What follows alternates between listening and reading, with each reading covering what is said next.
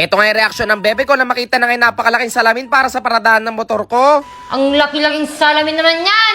Kung talaga kung ano-ano pinagdagastusan mo Galit na galit nga yung bebe ko nung nakita niya to at gusto niya nga basagin. Ang laki na gusto ko basagin ko yan. Ba't babasagin mo? Ang hirap na natin tong hinanap at pina-order para lang maganda talaga yung paradahan ng motor ko tapos babasagin lang ng bebe ko. Pero wala na siya magagawa dahil naikabit na nga. Ito ngayong araw na merong i-deliver dito sa may dream house namin ng bebe ko. Kaya naman agad-agad tayo nagpunta kasi nga ito ay para sa paradahan ng mga motor ko. Bro, ano yan bro? Yan yung salamin. Salamin san? Doon sa parking. Wala akong order na ganyan bro. Ikaw pala yung scammer eh. Wala nga bro. Meron. Ang laki-laki salamin, saan nilalagay sa bahay yan? Doon sa garahe mo para kita yung mga motor mong magaganda. Grabe yung laki naman yan. Wala kaming ganyan order.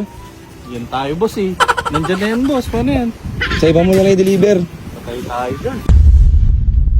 Hindi ko nga akalain na ganito kalaki yung salamin. Kaya naman sinusubukan na natin ipabalik kaso hindi na nga pwede. Kaya lagot talaga tayo sa bebe ko. Boss, di po sa amin yan boss. Ialis nyo na dito. Mahal yung gastos dito. Uwi nyo na. Patay. Ikaw kasi ano in-order mo, hindi ka nagsasabi. Ikaw ang kumorder niyan. Meron pang combo. Ay, meron ba? Oo. Ganyan ba kalaki yun? Oo, yan yun. Akala ko mga isang tao lang laki. Pwede ba yun? Yan na ba yun? Yan na nga yun. Di, kunwari lang yun para ano, hindi malaman ni Miss Igado. Ay, ganun. Oo, kasi para sa motor yan, di ba? galing. Nakalusot ka na naman doon.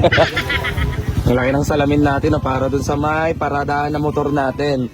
Full body mirror.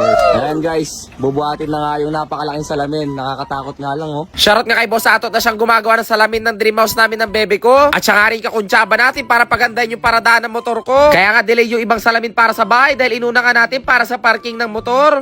Ayan na guys, salamin. Ang laki. Talagang di ko sinama yung bebe ko kasi magagalit-galit na naman yun pag nalaman niya may ganitong kataking salamin sa may motor natin. Hindi nga rin basta-basta magpalagay ng ganitong salamin. Dahil sa pagkakamali nga lang, basa. Kaya shoutout nga kila kuya sa nagbubuhat ng salamin natin. Bali, papakabit na rin natin yan para wala na magawa yung bebe ko.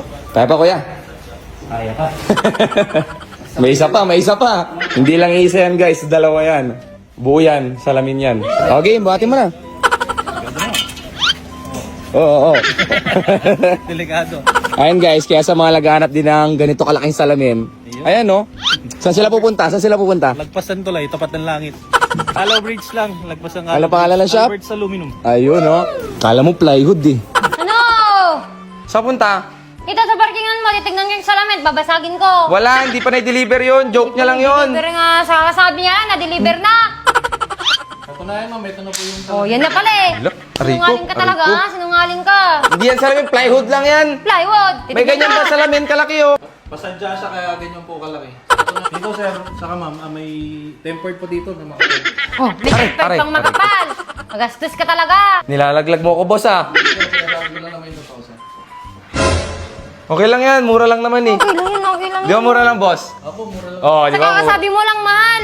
Ayun guys, naikabit na nga yung malaking salamin dito o yung wall mirror para sa paradaan ng motor natin. Ang kagandahan nga na nagmumukhang malaki yung paradaan ng motor natin, di ba? Pag nandyan yung Baby Ninja, yung Tracer, magre-reflect dito. Ang laki-laking salamin naman yan. Talagang tinira mo yung plano mo dito, no? Lo, para maganda yung paradaan ng motor ko. Ang laki-laki nito, kakaiba. O talaga kung ano-ano pinagdagastusan mo, Kaya ang tagal-tagal yung mga salamin sa bahay, tinuna mo, itong parkingan ng motor mo. Kita mo, ang laki oh. Oh. Ang laki na. Gusto ko basagin ko yan. Ba't nabasagin mo? Pag madumi yung motor ko, lalabas ko dito. Maganda mag-car wash dito. Oh. Hindi. Talagang planado lahat tong bahay na to para sa mga motor ko.